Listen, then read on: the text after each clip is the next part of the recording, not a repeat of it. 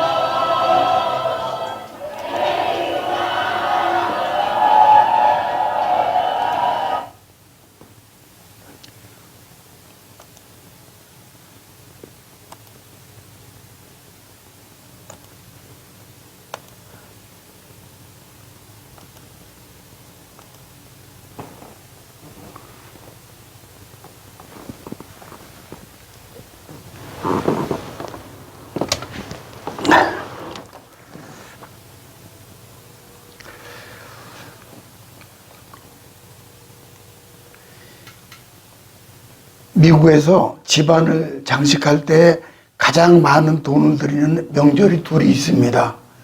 크리스마스와 할로윈이라 그래요. 성탄절은 생명, 평화, 소망과 같이 선한 것을 기리는 날이죠.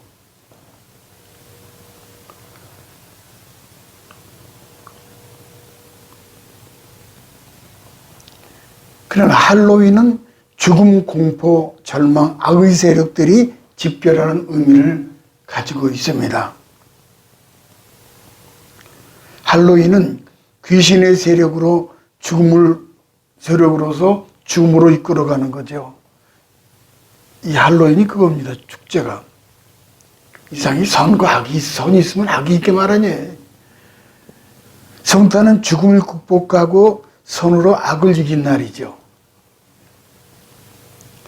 이번에 이태원 사건 난 거 보면은 국회에서 무슨 추모관을 설립하느니, 아니 뭐 한다고 추모관을 설립을 합니까? 그게 적절한 보상을. 천안하면 어떻게 합니까? 귀신놀이의 보상이라니 참 이해가 안 가는 거예요. 어쨌든 예수님 이 땅에 오신 성탄은 하나님이 사람 되신 이야기입니다. 우리 대신 하나님의 아들이 죽은 이야기예요. 하나님 메시아를 이 땅에 보내시겠다는 언약의 성취, 기쁘다 구주에 오셨다라는 그런 우리가 찬송을 드리죠. 이란의 기독교 성지 중 북부도시 우르미에라는 곳이 있습니다. 이란은 이슬람 국가지만은 역사적 유적지를 보존하고 있는데, 그래서 우르미에 마을에 십자가를 높이 세운 교회가 지금도 자리를 잡고 있습니다.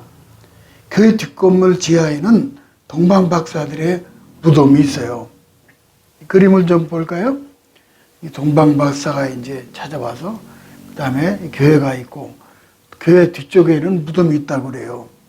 별을 연구하다가 하늘의 징조를 보고 베들레헴까지 가서 아기 예수께 경배드리고 돌아와 세상 떠난 후 이곳에 묻혔다고 합니다. 동방박사와 별자리 징조를 보도록 하겠습니다. 1, 2절 중반절까지 보면은 헤로당 때 예수께서 유대 베들레헴에서 나심에 동방으로부터 박사들이 예루살렘에 이르러 말하되 유대인의 왕으로 나신 이가 어디 계시냐? 우리가 동방에서 그의 별을 보고 그랬어요. 동방박사가요. 어떻게 유대인도 아닌 이란 지방 사람들이 하늘의 별을 보고 이스라엘 메시아 탄생을 알았을까? 오랫동안 이 문제에 대해서 성경신학자들이 연구를 거듭해 왔습니다. 우선 박사는 영어로 와이즈맨이라고 그러죠. 와이즈맨. 또 지혜자.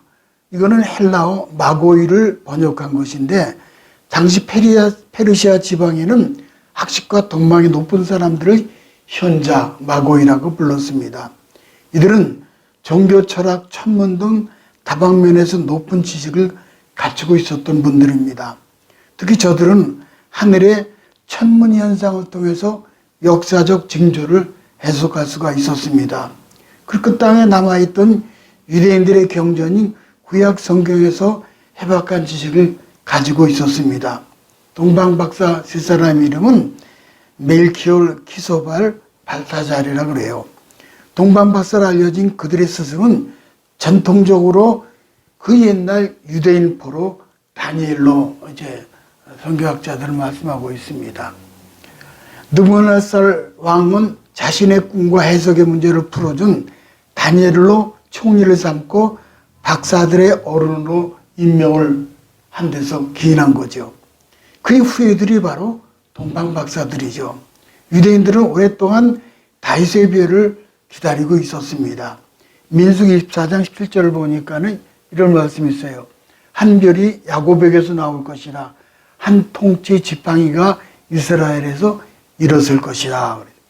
이게 예언이 되어 있어요. 그러던 중 결론을 도출하기를 바로 천문 현상을 보고 유대 땅에 메시아가 탄생했다는 겁니다. 마크 카즈라는 분은 베들레헴 별이라는 책을 썼습니다. 천문학자로서 별 현상을 연구한 결과로 쓴 기록한 책이지요.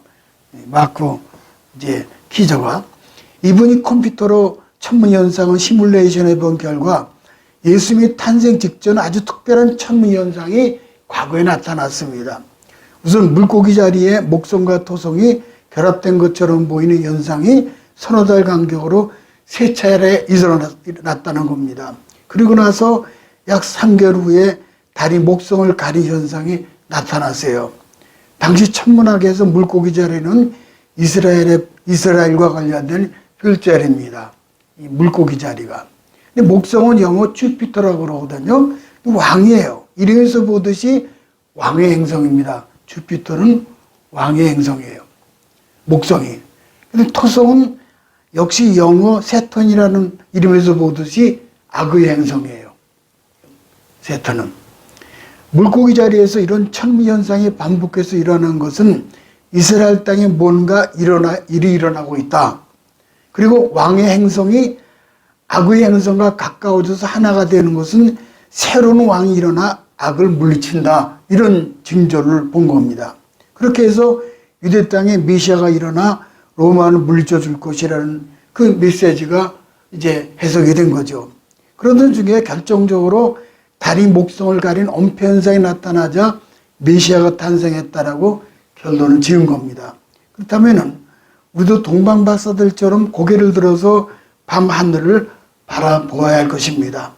눈앞의 현실만 바라보고 쫓기도 떠밀려 살던 발걸음을 멈추고 다시 오실 우리 주님의 재림의 약속을 기다리는 성도가 되어야 할 것입니다. 영국에 한 가난한 부인이 살고 있었습니다. 그는 너무 가난해서 만삭의 몸으로 크리스마스 이브에도 일을 했습니다. 아무도 그녀를 거들떠보지 않았습니다. 좌절과 절망 가운데 힘들게 살아갈 수밖에 없는 그런 운명이었습니다. 크리스마스 날 아침 그녀는 차가운 방에서 어렵게 한 아기를 해산했습니다. 그러나 이 여인은 자신의 신세를 한탄하지 않았습니다. 그래서 새로운 생명을 주신 하나님께 감사를 드렸습니다. 범사에 항상 기뻐하고 범사에 감사하면서 그 아이를 그렇게 말씀을 새기면서 키웠습니다. 1642년 크리스마스 때 태어난 아기가 바로 만유인력의 법칙과 천체의 망원경을 만드는 아이잭 뉴턴입니다. 유명한 현명한 분이죠, 이분이. 그러니까는 힘든 현실을 감사로 극복한 여인에게 하나님 주신 성탄의 선물이었던 것입니다. 동방박사와의 경배와 신앙을 좀 보죠. 2절 보니까는 우리가 동방에서 그의 별을 보고 그에게 경배하러 왔노라. 동방박사들이 지금의 이란 땅에서 예루살렘까지 와서 헤롯 왕을 만나서 한 말이죠. 유대 땅을 찾아온 이후 탄생하신 메시아 경배하기 위해서 왔다는 거죠. 이란의 우르미에는 이란 북부에 있습니다. 이제 지도를 볼까요? 여기 이란이 있고, 그럼 이란에서부터 이 예루살렘까지 오려면은 터키와 시리아를 거쳐서 요르단을 지나 이스라엘 땅으로 들어와야 예루살렘에 오게 됩니다. 그러니까 굉장히 먼 거리에, 엄청난 먼 거리를. 근데 낙타를 타고 2000년 전 교통수단은 걷거나 말이나 낙타인데 낙타를 타고 가는 것도 2달은 좋게 걸린다고 그래요. 낙타를 타고 오게 된 거죠. 경배란 영어로 워십이라는 말을 습니다. 그것은 그 영어로 이제 워십인데 이 말은 워십이죠. 이 말은 복합어로서 가치라는 뜻의 워스와 색이다, 맥이다, 간주하다라는 뜻이 쉽이라는 단어가 결합된 거죠. 그러니까 그럴 만한 가치가 있다, 그런 뜻이에요. 그럴 만한 가치가 있다. 워십이 그럴 만한 가치가 있다. 하나님을 경배하다라고 할 때 내게는 무엇과 비교할 수 없는 소중한 가치를 가진 분이라는 의미가 담겨 있는 겁니다. 요한복음 12장에 보면은 베다니 마리아가 값비싼 향유를 예수님 발에 붙는 그런 내용이 나옵니다. 이 내용이죠. 마리아가 예수님께 나온 이유는 무슨 소원을 빌거나 말씀을 듣기 위함도 아니고 위로를 받고 힘을 얻기 위해 온 것도 아닙니다. 다만 자기의 마음을 담아서 가진 가장 소중한 것을 드리기 위함입니다. 마리아는 무려 300데나리온의 값이 나가는 향유를 예수님 발에 부었는데 노동자의 1년 연봉 금액이라고 해요. 현재 가치로 보면 2, 3천만 원은 좋게 넘을 큰 금액입니다. 이성적으로 볼 때 이건 낭비입니다. 그러나 마리아는 자신을 죄와 사망에서 건져주신 메시아 예수님을 최상의 가치로 여긴 겁니다. 그래서 섬긴 거예요. 동방박사들 역시 메시아 아기 예수께 자신들의 자신들을 죄와 사망의 불타는 지옥에서 구원해 줄 분이기 때문에 그 먼 거리에서 온 거죠. 그렇게 귀한 분을 마음을 드리는데 거리가 문제가 되질 않아요. 경비도 문제가 되지 않습니다. 여행대중 생길 그 어떤 위험도 문제되지 않습니다. 바로 예수 그리스도 그분은 경배받으실 만한 가치가 있는 분이에요. 우리의 모든 죄와 질병은 다 짊어지셨잖아요. 정말 그분은 내게 가장 귀한 분이신가? 내가 가진 그 모든 것을 다 드려도 아깝지 않은 분인가? 정말 그분은 내게 경배받으시기 합당한 분인가? 동방박사들처럼 진정한 경배를 드릴 수 있어야 하겠습니다. 세계적으로 미남 배우 프랑스의 알랑 드롱이 자기의 바람대로 안락사로 세상을 뜨도록 결정을 했습니다. 알랑 드롱이요. 프랑스는 안락사가 법적으로 금지되어 있으나 스위스 국적 때문에 가능하게 됐습니다. 알랑 드롱도 살아서 생전에 늙어감에 따라서 깊은 탄식을 했습니다. 배우로서 많은 팬들을 거느리고 한 세대를 풍미했습니다. 많은 돈과 인기가 평생 그를 따라다녔습니다. 하지만 죽음 앞에 선 인간은 빈털터리 아무것도 가진 게 없어요. 인간이 할 일은 죽음 이후를 준비하는 거죠. 심판대 앞에 어떻게 할 것인가? 허무와 절망이 아니라 죄 용서와 부활과 믿음과 소망을 가져야 합니다. 전쟁터에서 한 군인이 많은 공을 세운 병사가 총을 맞았습니다. 겨우 기어서 부대까지 돌아왔습니다. 다른 부대원들이 그를 발견했을 때 피로 묻은 성경을 꼭 붙은 채로 얼굴을 땅에 대고 쓰러졌습니다. 그래서 숨을 거뒀어요. 근데 손가락으로 그 성경을 가르치고 있는데 어디에 멎어 있는 거 아니 부활에 대한 약속이 있는 장에 그 멈추고 있는 거예요. 마지막까지 부활의 소망을 붙들며 숨진 거죠. 그 묘비는 이렇게 새겨 주었어요. 요한복음 11장 보면은 나는 부활이요 생명이니 나를 믿는 자는 죽어도 살겠고 무릇 살아서 나를 믿는 자는 영원히 죽지 아니하리니. 이런 그림이죠. 이란의 동방 박사들의 묘비도 부활 소망으로 기록이 되었을 것입니다. 욥기서 19장 25절에 보면은 내가 알기에 나의 구속자가 살아계시니 후일에 그가 땅 위에 서실 것이라. 나의 가죽 이것이 썩은 후에 내가 육체 밖에서 하나님을 보리라. 예수님 우리에게 부활의 소망으로 경배받으실 만한 가치가 있는 그런 분입니다. 마지막 세 번째 동방박사의 세 가지 예물드림이 나오죠. 11절을 볼까요? 집에 들어가 아기와 그의 어머니 마리아가 함께 있는 것을 보고 엎드려 아기께 경배하고 보배압을 열어 황금과 유향과 몰약을 예물로 드리니라. 동방박사들이 아기 예수께 경배드릴 때 정성껏 예물을 준비했습니다. 그들이 준비한 예물은 황금, 유향, 몰약 세 가지였는데 이 중요한 하나님의 섭리가 있습니다. 첫 번째는 황금입니다. 황금이죠, 황금. 황금을 드리는 자는 믿음으로 만왕의 왕 되신 예수님께 자기 믿음을 또 왕께 그 가치를 드리는 거죠. 마땅한 거죠. 그 이유가 있어요. 13절 보면 이렇게 돼 있어요. 그들이 떠난 후에 주의 사자가 요셉에게 현모하여 이르되 헤롯이 아기를 찾아 죽이려 하니 일어나 아기와 그 어머니를 데리고 애굽으로 피하여 내가 내게 이르기까지 거기 있으라 하시니. 이제 피난을 가죠. 그 밤에 동방박사들이 경배를 마치고 떠난 후 주의 사자를 보내 요셉에게 말씀하시는 거예요. 그 내용은 헤롯이 아기 예수를 죽이려 하니 애굽으로 피하라 이렇게 말씀하신 거예요. 근데 잘 생각해 보면 이 명령을 받아들이기 쉽지 않습니다. 요셉은 갈릴리에서 마리아와 함께 베들레헴에 왔잖아요. 호적하다는 하라는 정부의 명령을 따르기 위함이었죠. 이제 며칠 동안 잠시 다니러 왔을 뿐입니다. 근데 아예 이제 애굽이라는 이국 땅에 피난 가서 얼마가 될지 모르는 기간 동안 거기 머무를 준비가 되어 있질 않아요. 특히 경제적인 준비가 되어 있지 않잖아요. 적어도 애국까지 가려면은 한 달 이상 그 여행이 필요하고 또 언제까지 있을지도 모르는 거예요.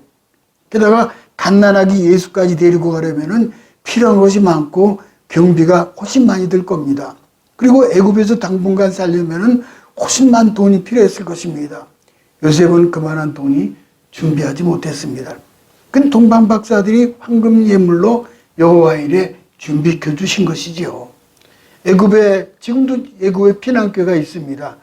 이게 이제 애굽으로 피난 가면서 마리아가 이제 아기 예수를 이제 그리고 요셉이고 여기 피라미드네요.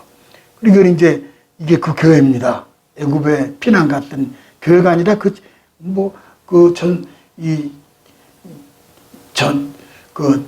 전통적으로는 어떤 굴에 들어갔다고 그래요. 굴에. 거기다 이제 교회를 지은 거죠. 내용 안은 이렇게 생겼어요. 안에. 지금 그대로 되어 있습니다. 그 다음에 두 번째는 뭐죠? 유향을 드렸다 그랬죠? 유향을 드렸습니다. 이렇게요. 유향은 제사장이신 예수님께 드린 예물이죠. 유향은 성소에 들어가 향을 제물로 드리는 것인데 이것은 기도를 말하는 거예요. 기도. 예수님은 영원하고 온전한 제물로 오셔서 하나님 받으실 만한 향기로운 향기였습니다. 만민의 죄를 대속하게 오신 대제사장이십니다. 지금도 하나님 우편에서 기도의 향, 중보 기도를 하고 계시는 거예요. 우리가 가장 중요한 그것은 유향과 같은 기도의 찬양을 아기 예수님께 성탄절 때 우리가 이렇게 드리는 거죠. 그 다음에 세 번째는 몰약이죠. 몰약을 좀 볼까요? 몰약은 시체를 썩지 않게 보존하기 위해 쓰는 방부제인데 몰약은 가시나무 껍질에 구멍을 뚫어서 채집한 수액으로 정제 과정을 거쳐서 향이 진동할 뿐 아니라 부패를 방지한다는 물질입니다. 예수님은 우리의 질고를 지시고 우리의 슬픔을 담당하시면서 찔림을 당하셨고 죽임을 당하셨어요. 예수님은 우리의 몸을 몰약과 같이 헌신을 우리도 해야 합니다. 왜냐하면 예수님이 썩지 않고 부활하실 분이기 때문입니다. 부활하신 분이에요. 결론을 볼까요? 12절을 가볼까요? 12절을. 그들은 꿈에 헤로데게로 돌아가지 말라 지시함을 받아 다른 길로 고국에 돌아가니라 그랬어요. 그들은 동방박사들은 헤롯의 음모를 피하여 예루살렘으로 가지 않고 다른 길로 고국으로 돌아갔습니다. 별을 보고 동방에서 먼 길을 찾아온 동방박사들 이제는 별 자체가 되신 예수님을 모시고 다른 길로 돌아간 거예요. 예수님은 광명한 새벽별이십니다. 예수님 따라갈 때 어둠은 물러가고 밝은 새 아침이 오는 것입니다. 예수를 만나고 경배한 사람은 지금까지 내가 주인이 되어 걸어왔던 길을 버리고 주님을 따라 다른 길로 가는 것입니다. 물질이나 명예가 주인이 되어 걸어왔던 땅의 길을 버리고 저 높은 천국을 향해서 나아가는 겁니다. 모쪼록 새로운 인생길, 헌신과 소명의 길, 순례자의 길을 찬송하면서 가시기 바랍니다. 2022년도를 인도하셨던 예수님께서 2023년도 온 가족에게 내내 평탄한 길 주시기를 주님의 이름으로 축복합니다.